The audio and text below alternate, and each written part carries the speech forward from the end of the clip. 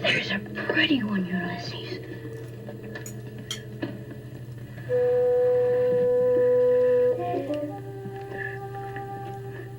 There it is. Hello BookTube, I'm Sean the Book Maniac. Welcome back to my channel. It's a beautiful, fairly cool morning in Tokyo. It's before 7 a.m. I've been awake for 3 hours. So I thought I'd get out here before much happens. And the mosquitoes are out. I don't remember, it's my first time. I don't know if the mosquitoes are little bugs. And the little birds are not scared of me at all. The chirping is quite pleasant, but the bugs. I often notice when I'm editing my videos that bugs land on my head. Don't notice it, or just, I've noticed a lot more embarrassing things while I've been editing that I won't mention here. The less said, the better. Anyway, good morning. I have had a really strange, overwhelmingly negative reading week. The most negative reading week of 2019, hands down. So I am, look at that, he's almost right on my book. He's so close to me. Well, right behind me. It's not a pigeon. I don't know what it is. So I can't help but to go negative in this Friday Reads, but I'm going to start going in the regular order. I'm going to start with what's positive, which is some new stuff that I've started. And then when I talk about Bales and what I've finished, it's going to be really dark. But I'm going to try to keep some perspective on it, which is that I think at least part of it is I'm in some kind of a, whatever that nerdy word is, a reading slump. So consider the messenger. And I'm going to try to talk responsibly, but there are things that I legitimately think were absolute crap, and I'm going to tell you that. But I'm also going to try to balance that with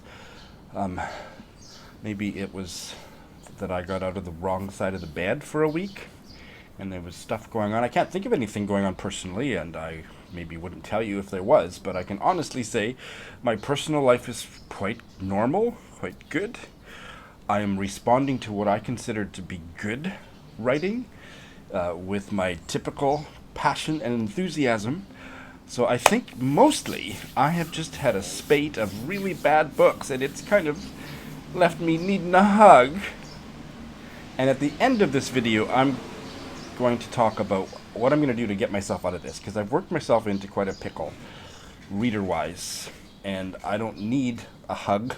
I don't need expressions of sympathy. I don't even need suggestions. Of course, if you have any, great, but I think I've got some ideas about what to do to get my reading mojo back. But this is not serious. I mean, children are dying in U.S. concentration camps, etc., etc. This is not serious, so don't take me too seriously. That being said, let's dive in. So I'm happy to be able to start with accentuating the positive. Two of the new books that I've started, I'm really excited about. The one that I'm just have barely gotten a start on is on audio, and it's for the Middle East Readathon. More on readathons in the final third of this video. And it is called Walking on the Ceiling, a debut novel by a Turkish novelist living in Paris, and I think I have got the pronunciation of her name exactly. Ayşegül Savas. And I've listened to the first couple chapters, and I thought they were really great. Who's the translator? Because the prose was lovely to listen to. Wonderfully narrated by the same... I've heard this narrator before. Her name is Mozan Marno, and she's wonderful. And I seem to be able to make the bridge between the other novel that was a Persian story. I can't think of what that book was. It was one that Steve Donahue didn't like, and I really liked. And I want to read more by that author. And I won't take the time, because I've got so much to cover here. I won't take the time to look that up. But I will put the image of the cover there, put it in my show notes. But Mozan Marno narrated that audiobook, and I really liked her narration. I'm not far enough into this novel to tell you much about it. It's about a Turkish expatriate living in Paris, and her relationship with her, complicated relationship with her mother back in Istanbul. And her friendship with a famous expatriate Turkish novelist living in Paris, who's called M. That's all I got, but the writing is lovely and it's transportive. It's just what I need to feminize my Middle East readathon TBR, because it was way too macho for my liking. More on that later. I hope it continues to go well. What I am able to talk about at some length, because I'm about 2/3 of the way through it, is a novel that I originally acquired for the Women in Translation readathon last August, didn't get to. And it's translated from the Welsh into English, and then I lost it. And I finally found it a couple weeks ago, and I'm wanting to get back into Welsh literature, which I had discovered late last year. And so this is my pick for June, even though I didn't tell any of you that I was planning to read it. I just snuck it in this week, and am I ever glad I did. And that is Martha, Jack, and Shankel by Carol Lewis, and translated from the Welsh by Gwen Davis. I really like this. There's flaws now that are developing with the plot, or a little bit with one character, that probably would prevent me from giving it a 5-star read, but reluctantly so, because it is delightful and a little bit dark and quirky, and it's about 3 unmarried, middle-aged, or maybe even late middle-aged siblings on a Welsh farm, living with the ghost, not literally, but the ghost of their dead parents, literally so poor that they're wearing their dead parents' clothes until they fall off, until they can't mend them anymore. And it's about the very difficult, weird relationships between them, and bizarre, violent, but not human on animal violent, just violent things that happen. Well, I guess they're farming and they have lambs and stuff that they slaughter, so there's that, right? But otherwise, there's some bizarre violence that happens, often self-inflicted with their animals, and the crows, and I just find it absolutely delightful. Like I say, I'm encountering some flaws now that might bring it down to a 4-star read, but it's really good, and it's exactly what I needed this week because of all the other crap that I've had to read or bail on. This has been a breath of fresh air and beautifully translated, so I'm going to probably do a full review when I'm finished. Yes, I know, I'm a white, foreign YouTuber in a park at 7 a.m. What are you staring at? So those are the two that have given me, and the audiobook I just started yesterday, so I've listened to about 30 minutes of it, but the Welsh novel has carried me through this week and kept me from just going absolutely crazy. Another book that I've started that I'm less enthused about, but I have nothing bad to say about it, is Samarkand by Amin Maalouf, translated by Russell Harris, and it's about Omar Khayyam, and I'm not into novels where I have to do a lot of Wikipediaing to get the history, but yet sometimes that's really fun, and I have found it interesting enough to keep going with it, but it's not grabbing me, and I'll have more to say about it later. The writing and translation is fine, but that's all I can really say about it. That is all I have started. Okay, so now we're going to move into decidedly dark territory, so you might want to fast forward if you don't like that, but most of you, that's what you're here for, right? I have bailed on 3, but one was late last night, and I was in such a reader slump hangover that I have deleted this bail from my Goodreads. I'm still going to tell you about it, but I decided I should probably give this book another try later on. The first one was Valeria Luiselli's novel Lost Children Archive. This was a buddy read, an ill-fated buddy read with Britta Bowler. She is enjoying it. I think she won't mind me saying that. And I found it intriguing and infuriating. So I come down on the side of readers who just don't find a novel here. The only novelistic part in what I read, which was about 15%, chapter and a half, if you can call them chapters, was the children. The children actually spoke. There was dialogue from the children, and they seemed like well-rounded characters I was really interested in. Their parents, and family words like parent and all that, are slippery words in this book, which was an interesting aspect of the narrative.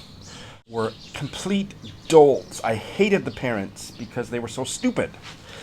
Intellectually brilliant, and people who like intellectual stories, I'm looking at you, Mark Nash, would love this. Because they're intellectual projects. They're soundscape, is that the right word? Artists, they're recording sounds, sound archives, and that's how they met.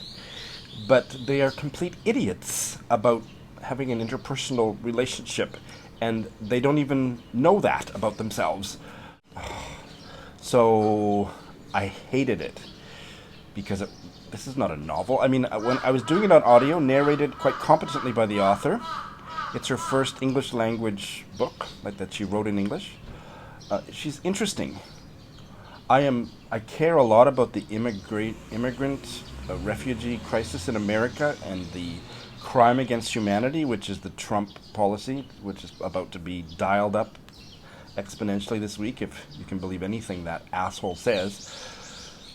But listening to this and listening to the social political stuff in this was like listening to a This American Life podcast. That's exactly what it felt like. It didn't feel like fiction. I am a genre policer. If I want to learn about the immigrant crisis, I will read a New Yorker article. Thank you very much. I will not read a novel. If I want to read about well-drawn characters struggling with relationships in a particular social political context, then I want them to be fully drawn, jump off the page, and,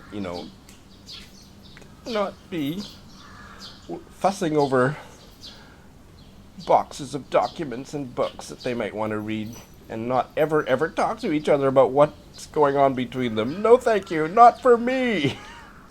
Just not for me. That's all. I tried the gay novel Cody, which I prefer its other original title, Clicking Beat on the Brink of Nada by Keith Hale. I started it as an ebook on Scribd, and I didn't get very far. It read like YA, which I hate. I can't read about high school. I just have an allergy about high school. The writing was fine, but there was so much detail, like micro-narrative, and then I walked to the bus, and then the bus door opened, and I got on, and it was quite competently narrated, but I didn't care about getting on the bus. I will say that there was a female character that the 17-year-old protagonist had met, and she was so colorfully drawn. Cody, the guy he is falling in love with, I didn't care about him. He wasn't interesting. The narrator wasn't interesting, but this woman was fascinating, but no. Not for me. And the one that I know didn't give, maybe I didn't give Cody a fair shake, but I don't care. But last night, by which point I had read so much crap and bailed on so much crap and was just feeling so unhappy with my reading life this week that I just grasp onto, let's try this. So I tried Lot by Brian Washington, and I started it on audio, and he unfortunately is one of the narrators, and I couldn't stand his reading voice, so I quickly got rid of the audio. Continued through the first very short story, didn't like it, and then read the second story and really didn't like it, so I bailed. And I wrote a pretty nasty review, but I've since deleted it because I can't separate out how disgusted I am by the totality of my reading experience to have given this a fair shake, but I don't think it's going to be for me. I know that Jacqueline really loved it, and then Greg of Supposedly Fun bailed on it. And I think these stories were not satisfying in any way to me. I thought the writing was just okay, and they weren't well-shaped, well-structured, interesting stories at all. I mean, there was some social political stuff that's of interest, but that is immaterial to me if there isn't anything literarily interesting going on, and I didn't think there was. But I will revisit these in the future before I register any more comment on them. So those were my bails. Hey, go away! Did you see that? I felt the change in air pressure as their wings were flapping. I know that's not a pigeon, but I don't know what it is. You'll tell me, right? They like me. I finished 3 books, and it's not pretty, folks. This was a buddy read with Dan of the Weird Book Club. And this is the worst book I've read in 2019, and I doubt anything else will come close. It was a 1-star read for me. I loved his book of poetry, and I know that most people are just completely besotted by this book, and I can't agree at all. I thought it failed on every level as a novel. It wasn't a novel, and he should stick to poetry. I'm going to reread some of Ocean Vuong's poetry that I loved. One thing that Dan and I did, Dan didn't hate it, but we basically agreed that it wasn't very good. I think he doesn't mind me saying that. And we will be doing a joint review. Before I do the joint review, I was going to do a hot take, but in this case, I'm not going to. I am going to reread a bunch of his poetry. I did read on Voxer to Dan the poem by the same title, just to get back into how much he is a poet and how fabulous his poetry is. Because basically, in a nutshell, what happened was, I thought it was very mediocre from about the second chapter, with some brilliant sentences and poems without line breaks interspersed. And then there was 1, maybe 2 chapters in the middle that were just the worst writing I've read in my life. And that ruined the rest of the book. I could never get past how awful it was suffering through such shitty prose. And it colored everything that came. I tried to say, okay, find things that I liked later on, but it was a skunked book from then on. So to give it its due, I am going to reread a bunch of his poetry and then go directly back to one of those chapters and reread it to see if I have any different reaction before I film a review. Because I love Ocean Vuong. I love his poetry. I love his personality. His life story is fascinating. But I sure hated this book. I was pretty much raving about this gay memoir last week, and things didn't go so well after that. Visits by Peter Robbins. He's a great writer, as I said last week, and he had a colorful family, aunts and uncles and great aunts and grandparents and whatnot, and this needed an edit. It wasn't very long, but there was a lot of family stories in here that didn't seem so interesting to me, that received as much coverage in the memoir as the interesting ones, and there was a lot about Christmas and school pantomimes or school concerts or stuff like that is just like my eyes were glazing over. Like, shape your interesting story.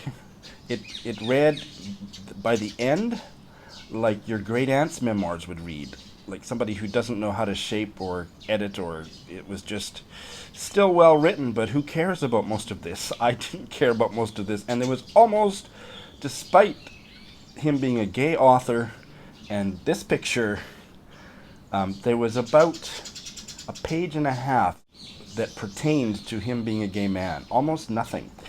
I said last week I'm going to seek out some of his fiction, and I intend to do that, but this pretty much failed. 3 stars. And Ange and I buddy read Elizabeth Taylor's debut novel, At Mrs. Lippincot's. I thought it was awful. Let me back up. It was a very assured debut. 1945 was her debut. Really well written. The central character, Julia, was enigmatic and fascinating. Everything else about this novel sucked so bad. Oh my god. I really wish I had bailed on this. It was such a frustrating read. Nothing happened.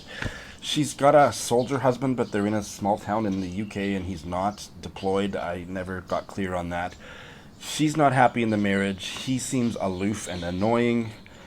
They live with his cousin, a woman who's in love with the husband. I don't care about spoilers because nobody should read this book. Nothing happened. Her husband's boss, the wing commander, got a crush and kind of wanted to initiate a love affair with the main character, and that was just puke-worthy. The dialogue between them, oh my god, it was so awful. I think she'd been watching too many bad movies from the 1940s. You know how awful that dialogue was that was supposed to be romantic?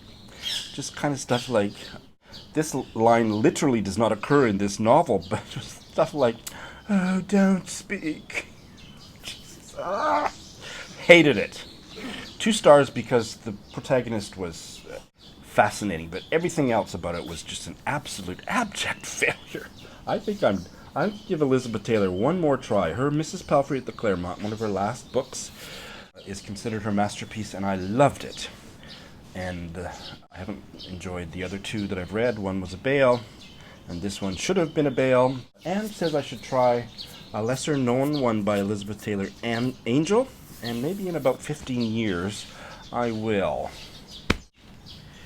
Okay, so you can see I've had a crappy week, all told. This is what I'm going to do. I am announcing my withdrawal from the Paris protocols. No, I'm announcing my withdrawal from the Middle East Readathon and the Queer Readathon. This also means I will be bailing on Samarkand, not because I wasn't enjoying it, but I just need to clear my plate right now. I will maybe go back to it far, far in the future, because I just can't do any prescribed anything. Now, readathons and TBRs and stuff usually work very well for me as long as I kind of adopt the wonderful phrase that Cousin of Always Doing gave me, a pile of possibilities, but even that isn't working for me. So I started out with the Middle East Readathon with the page 112 tag and had a pile of crap on my shelves, and so it kind of set the tone for how that's gone. I'm enjoying the audiobook that I talked about at the beginning. I'm not going to try anything else just because it happens to be from the Middle East, and same with gay literature. The one thing that's going on that I'm not talking about because I'm not able to is the BookTube prize judging, and I have nothing negative to say about that. So I will continue with my BookTube prize judging, and this is what my plan for the rest of the month. What do we got, about 10 days? No TBRs. I will do BookTube prize judging. I have no buddy reads scheduled until July, and all of my July buddy reads, there's about 5 of them, but they're all weekend-long, 3-day buddy reads, and I may bail on half of them. That's fine. But for the next 10 days, I'm just going to follow my nose. I have a bunch of books in progress, some of which, not all of which I have mentioned here today, and I will poke away at those. And I may read another biography of Queen Mary or Queen Victoria or something, just something that will be a comforting, interesting read to get me out of all the bad literary fiction that's fallen on my lap or into my TBR, or that I've forced myself to read because it's on some stupid TBR or readathon. No, I can't do any of that for a while, and maybe not for a long time. Declaring a moratorium on readathons for the time being. They have worked extremely well for me in the last year, and they will continue to be fun and fabulous in the future, but not for a while. I need to relax about my reading. I pressure myself too much, and again, I don't need your sympathy. This is just a thing that I do. I'm always a all or nothing person. I either am obsessively interested in something or not interested at all. I've always been that way, but I just need to kind of relax and smell the roses. I don't know. Read a little less. Be much freer and more spontaneous in what I choose to read. Maybe reread some favorites. Maybe pick up a classic. I usually have a good time with a classic. And just shake off whatever perspective I brought to this month's reading that got me into trouble, to the degree that that's responsible. I think I also just had bad luck with reading a bunch of crap, and it happens. But it also, when that happens, as to the degree that it has happened this week, it does throw me for a loop. So, that's my plan, or absence of a plan, and I feel good about that. I want to give a special shout out to Mark Nash, because he did my BookTube Parasite tag, and he did a really interesting spin on it. He reviewed my bales for the last 2 years, well, for 2017 and 2018, and gave his own commentary on it. So that was a really interesting way to spin the BookTube Parasite tag, and that was fascinating. And he began his video by saying that he and I disagree enough. We don't always disagree, and he talks about that, but we disagree enough that he thought that my bail list for 2017 and 2018 might be a list of books that he might rather like. And I know that there are more of you out there, so that's why I don't ever shy away from expressing my opinions, because some of you tune in because, oh, Sean hated this book, I'll probably love it, and by all means, that's what it's all about. I don't trust reviewers or booktubers or anybody who's talking about books when they say they love a book if they don't tell me what they hate. I just don't trust that. So, and that may be a controversial statement, but it's no controversy on my channel. So, I think that's enough. I may not do much reading before you hear from me next week, but regardless, I'll be back to tell you all about it. Thanks for watching.